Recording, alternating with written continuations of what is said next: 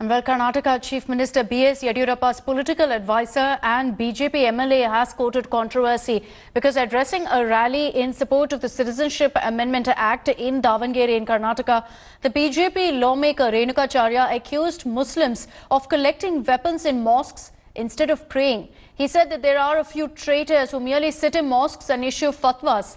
Renukacharya said that he won't hesitate to use that money for Hindus. This isn't the first time a Karnataka BJP leader has made this kind of a communal remark targeting the minority community. Earlier, BJP MLA Somashekar Reddy had made controversial remarks at a pro-citizenship law protest this happened in Ballari. He asked those opposing CAA to think of the consequences if the majority community members hit the streets against them. ದೇಶದ್ರೋಹಿಗಳು ಮಸೀದಿಯಲ್ಲಿ ಕೂತು ಫತ್ವಾ ಹೊರಡಿಸ್ತೀರಾ? ನಿಮ್ಮ ಮಸೀದಿಗಳು ಏನಿದೆ? ಪ್ರಾರ್ಥನೆ ಮಾಡ್ತೀರಾ? ಪ್ರಾರ್ಥನೆ ಮಾಡೋದ್ರ ಬದಲಾಗಿ ಸಶಸ್ತ್ರವನ್ನು ಸಂಗ್ರಹ ಮಾಡ್ತೀರಿ. ಇದಕ್ಕೋಸ್ಕರ ಮಸೀದಿ ಬರಬೇಕಾ? ಇನ್ನು ಮುಂದೆ ನೀವು ಇದೇ ರೀತಿ ಆಟ ಆಡಿದ್ರೆ ನಾನು ರಾಜಕಾರಣ ಮಾಡ್ತೀನಿ ತಾಲೂಕಲ್ಲಿ ನಿಮಗೆ ಕೊಡ್ತಕ್ಕಂಥ ಅನುದಾನವನ್ನ ನಮ್ಮ ಹಿಂದೂ ಜನರಿಗೆ ಬಳಕೆ ಮಾಡಿಕೊಂಡ್ರೆ ನಮ್ಮ ಹಿಂದೂ ನಮ್ಮ ಜನ ಅಭಿವೃದ್ಧಿ ಆಗ್ತಾರೆ. ನಿಮ್ಮನ್ನು ಎಲ್ಲಿಡಬೇಕು ಅಲ್ಲೇ ಇಡ್ತೀನಿ. ಇನ್ನು ರಾಜಕಾರಣ ಮಾಡಿಸ್ತು ನಾನು ತೋರಿಸ್ತೀನಿ. Nagarjun is joining us with more details on the story. Nagarjun, has there been any action that's been taken by the BJP against its MLA Renukacharya, or at least a comment reprimanding and condemning what he said? At this point of time, neither have they sought any explanation from the party's end, but the party has condemned what he has said and isolated from that comment, and they have said it's his personal opinion and not the party's stand. Even if it's his individual opinion, it is out of bounds, and one legislator cannot cross a limit in terms of making provocative remarks.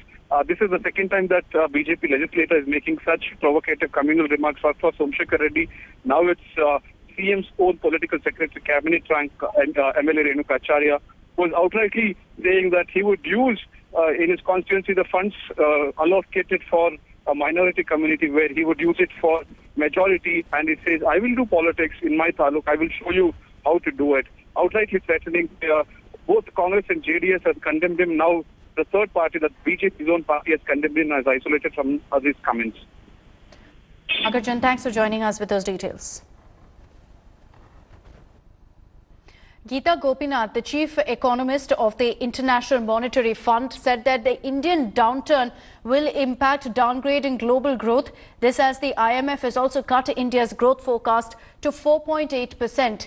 IMF also cut down global growth forecast to 2.9% owing to the economic slowdown in India and other emerging markets. Speaking exclusively to India Today at the ongoing 50th annual meeting of the World Economic Forum in Davos, she elaborated on the global fallout of India's slowdown.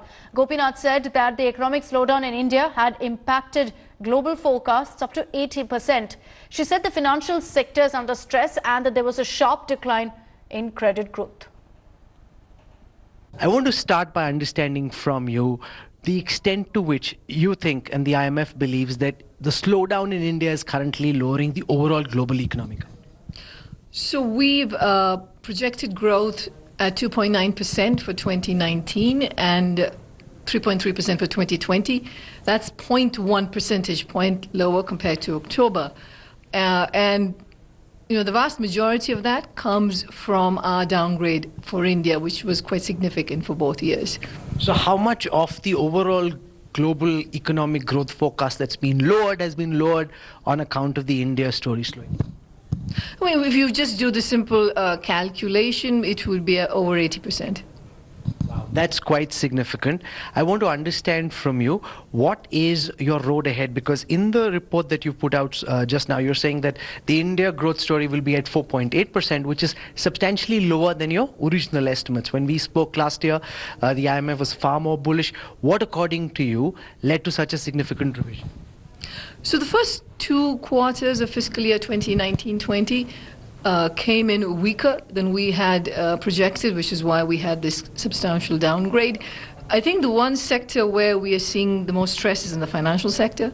the non-bank financial corporations. We've seen a sharp decline in credit growth and weakness in business sentiment. And that has led to the revised numbers that we have for India now.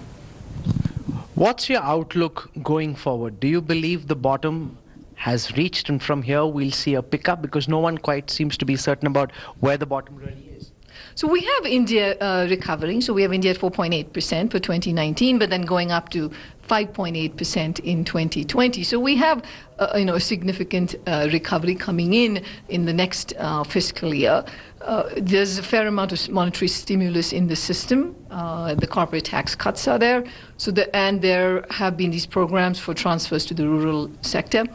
These should help with the recovery in growth. What are you making of the policy measures the government has rolled out so far? There have been some reports, most notably from Arvind Subramaniam, which said that, while of course land and labor are important reforms, given the current situation, that's not necessarily what will provide the stimulus. In the way that you see it and the IMF sees it, what's the kind of stimulus that you think that the Indian policymaker should really be looking at? I think the major issue to address is this weakness in credit growth that I mentioned. And so policies that can resuscitate credit growth, but at the same time one has to make sure that you don't create another non-performing asset problem. I think that's the first step. So it could be quicker recapitalization of banks. I think that would be an important area. But there's also has to be important governance reforms. Again, like I said, you don't want down the road to be another whole set of issues with non-performing assets. So governance reforms are also important. And besides that, there is monetary stimulus in the system and the corporate tax cuts. I mean, these are forces that we project will help India go back up to 5.8%.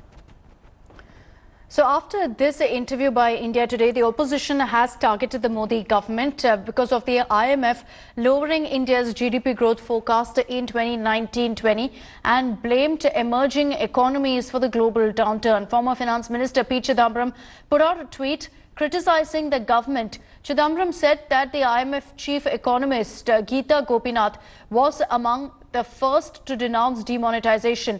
He added that union ministers will now resort to targeting and attacking Gopinath and the IMF. Congress's Kapil Sibal in his tweet termed Modi-Shah duo a drag and a blot on Indian democracy. While AIMIM chief Asaduddin Owaisi also took potshots at the Modi government. In a tweet, he sarcastically remarked that all impossible is now possible under Prime Minister Modi. DMK MP Kanimuri also slammed the government over the rising number of unemployment.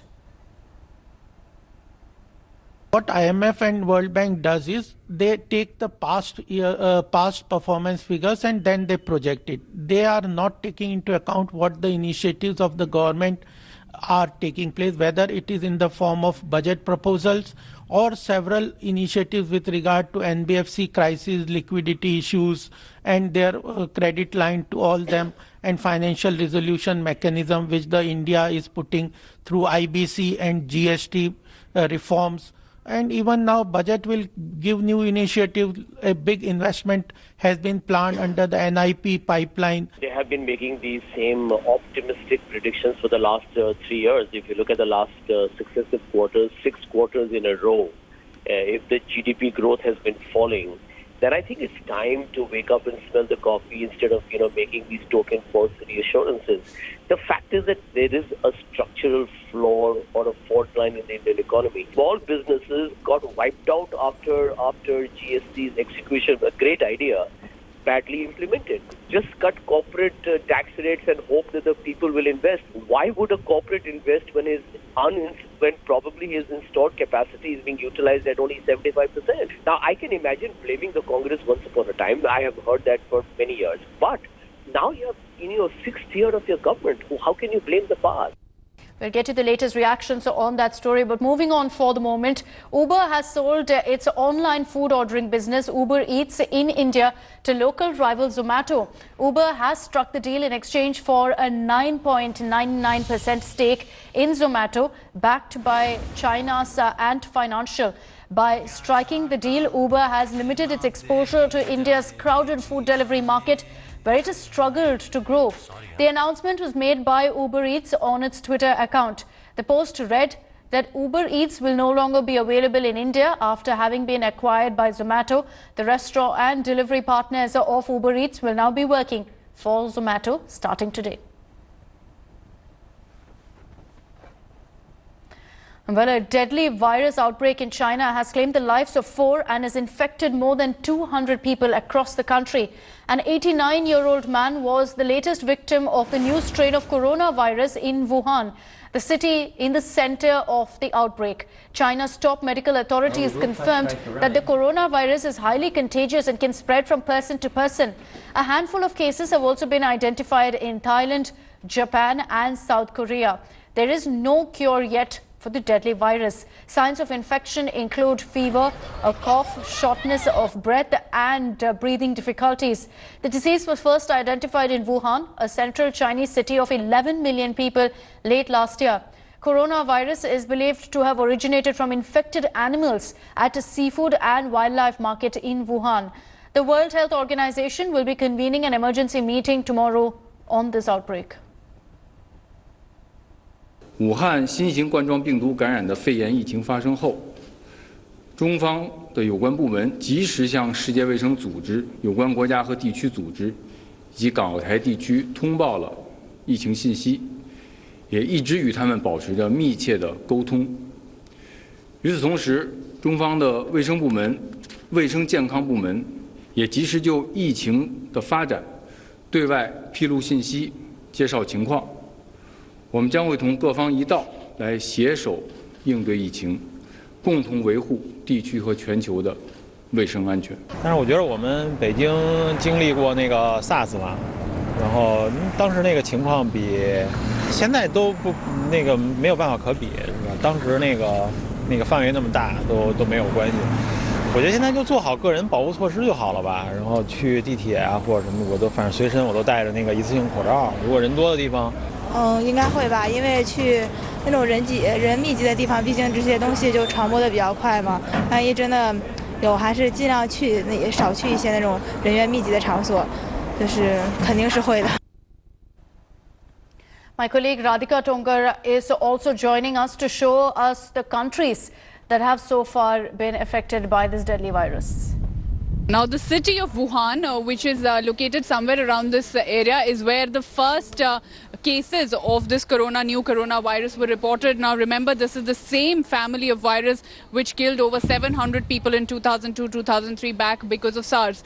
Now, from Wuhan, later on, there were cases which were reported in Shanghai as well as Beijing. So, China is the place where the virus originated, but like we've mentioned, since it spreads through human-to-human contact, the next it spread across was to Japan. After China, the first international cases were in fact reported in Japan. Post that, there were cases which were reported in Thailand as well.